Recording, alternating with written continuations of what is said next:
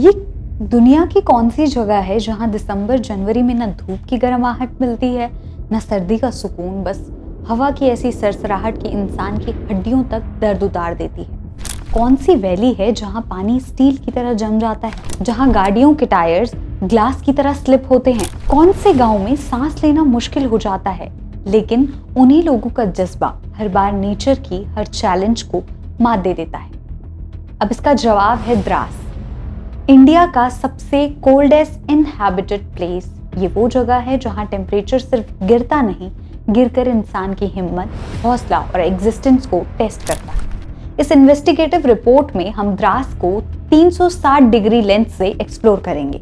इसकी ज्योग्राफी से लेकर हिस्ट्री, एक्सट्रीम वेदर से लेकर कल्चर, लोकल्स की जिंदगी से लेकर इंडियन आर्मी की प्रेजेंस, टूरिज्म के इम्पैक्ट से फ्यूचर क्लाइमेट थ्रेट्स तक हर चीज को समझेंगे। द्रास एक ऐसी जगह है जहां दिसंबर जनवरी के दिनों में धूप की गर्माहट नहीं मिलती, ना सर्दी का सुकून, हवा का ऐसा सरसराहट भरा फ्लो रहता है कि इंसान की हड्डियों तक भी दर्द उतार देता है। ये वही वैली है जहां पानी स्टील की तरह जम जाता है, गाड़ियों के टायर्स ग्लास की तरह स्लिप होते हैं।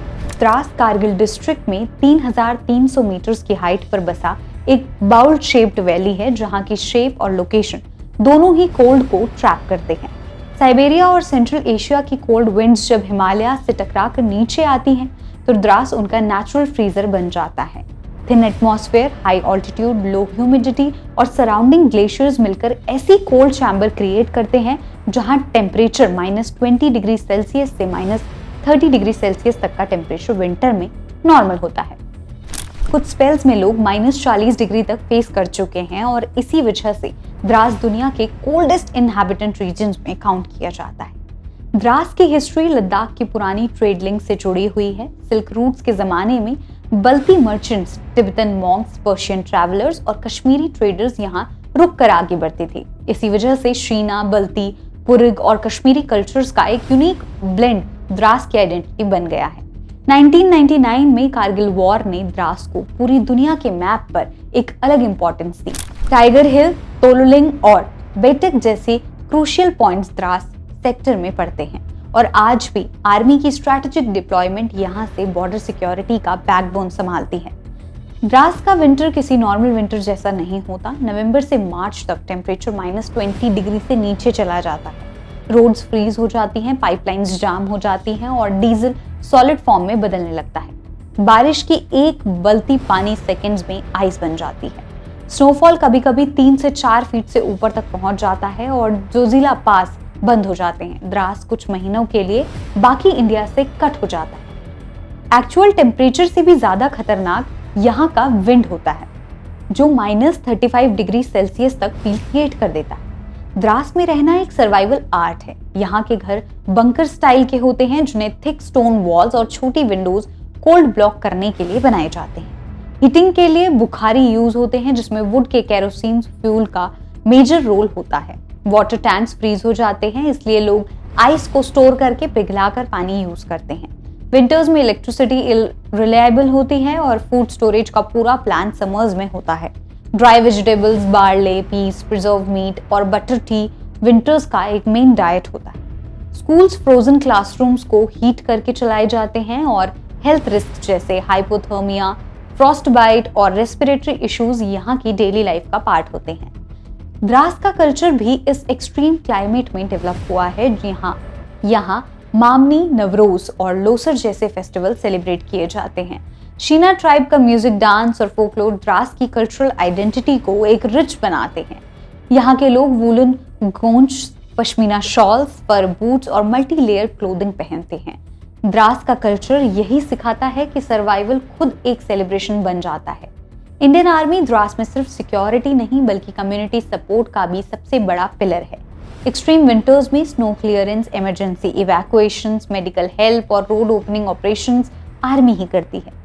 द्रास का कारगिल वॉर मेमोरियल इन ब्रेव सोल्जर्स का जिंदा रिकॉर्ड है, जिन्होंने टाइगर हिल, टोलोपिंग और बटेक जैसी अपनी जान देकर भारत की रक्षा की थी। समर्स में द्रास टूरिज्म का सेंटर बन जाता है। वॉर मेमोरियल, सीनिक लैंडस्केप्स और हाई ऑल्टीट्यूड ट्रेक्स लोगों को अट्रैक्ट करते हैं। टूरिज्म ने लोकल्स को इनकम, एम्प्लॉयमेंट और डेवलपमेंट दिया है, लेकिन साथ ही प्लास्टिक वेस्ट, सीजनल क्राउडिंग और कल्चरल डाइल्यूजन जैसे इश्यूज भी सामने आए हैं। क्लाइमेट इम्बैलेंस का रिस्क भी बढ़ जाता है। ग्लोबल वार्मिंग लद्दाख के ग्लेशियर्स को इम्पैक्ट कर रही है, स्नोफॉल पैटर्न्स चेंज हो रहे हैं और वाटर स्कैर्सिटी एक थ्रेट बन चुकी है।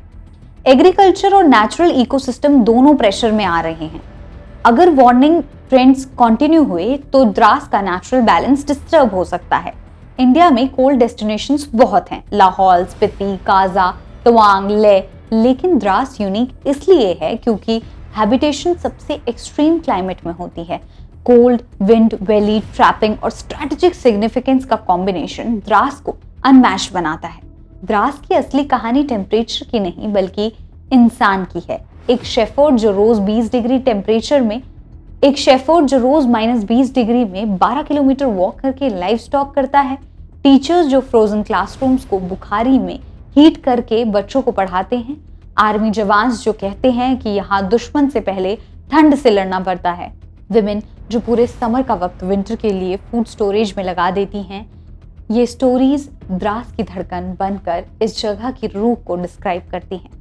द्रास एक जगह नहीं, एक लेसन है। ये रिमाइंडर है कि नेचर कितनी भी पावरफुल क्यों ना हो, इंसानी स्पिरिट अगर हिम्मत से खड़ी हो तो वो हार मान जाती है। द्रास दुनिया को ये सिखाता है कि सर्दी, तकलीफ, आइसोलेशन और फ्रीजिंग विंड्स के बीच इंसान रह सकता है, लड़ सकता है, जीत भी सकता है। द्रास सिर्फ कोल्डेस्ट नहीं बल्कि इंडिया का टफेस्ट, ब्रेवेस्ट और स्ट्रॉन्गेस्ट लाइव्ड प्लेस रहा है। और इसकी कहानी एक ही बात कह देती है कि जहां जिंदगी मुश्किल होती है वहां लोग और भी ज्यादा खूबसूरत हो जाते हैं।